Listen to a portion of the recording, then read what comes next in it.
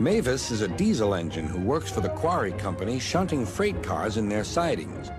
She has 6 small wheels hidden by side plates just like Toby's. Mavis is young and full of her own ideas. She loves rearranging things too and began putting Toby's cars in different places every day. This made Toby cross. Freight cars, he grumbled, should be where you want them, when you want them. Fiddlesticks, said Mavis and flounced away. At last, Toby lost patience. I can't waste time playing hunt the cars with you. Take them yourself. Mavis was pleased. Taking cars made her feel important. At the station, Diesel oiled up to her. Toby's an old fusspot, she complained. Diesel sensed trouble and was delighted. Toby says only steam engines can manage freight cars, continued Mavis. How absurd, squirmed Diesel. Depend upon it, Mavis. Anything steam engines can do, we diesels can do better. Diesel knew nothing about cars, but Mavis didn't realize this. Toby's line crosses the main road behind the station and for a short way follows a farm lane. Frosty weather makes the muddy lane rock hard and very slippery.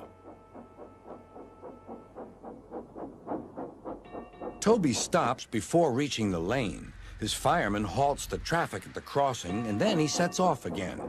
By using the heavy cars to push him along, he has no trouble with the frosty rails in the lane and across the road.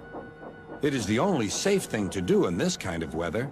Toby warned Mavis and told her just what to do. I can manage, thank you, she replied. I'm not an old fusspot like you.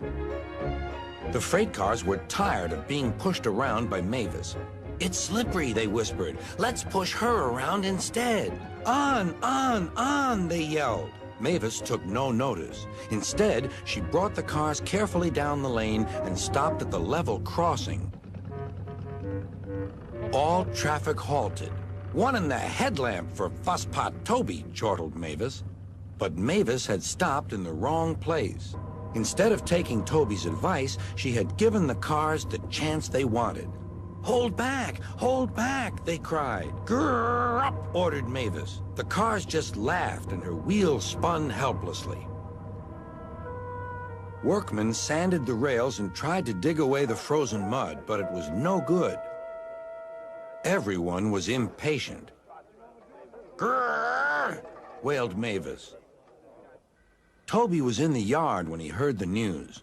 I warned her, he fumed. She's young yet, soothed his driver, and she can manage her cars herself, interrupted Toby. They're your cars, really, his driver replied. Mavis is supposed to stay at the quarry. If Sir Topham Hatt finds out... Yes, said Toby thoughtfully. He and his driver agreed that it would be best to help Mavis after all. An angry farmer was telling Mavis just what she could do with her train. Having trouble, Mavis? Chortled Toby. I am surprised. Grosh, said Mavis.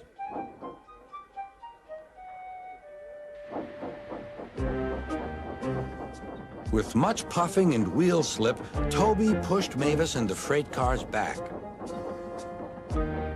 The hard work made his fire burn fiercely, and his firemen spread hot cinders to melt the frozen mud.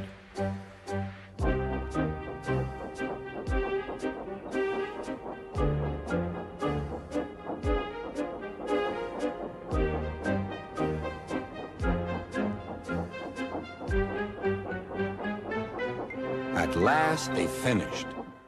Goodbye, called Toby. You'll manage now, I expect. Mavis didn't answer. She took the cars to the sheds and scuttled home to the quarry as quickly as she could.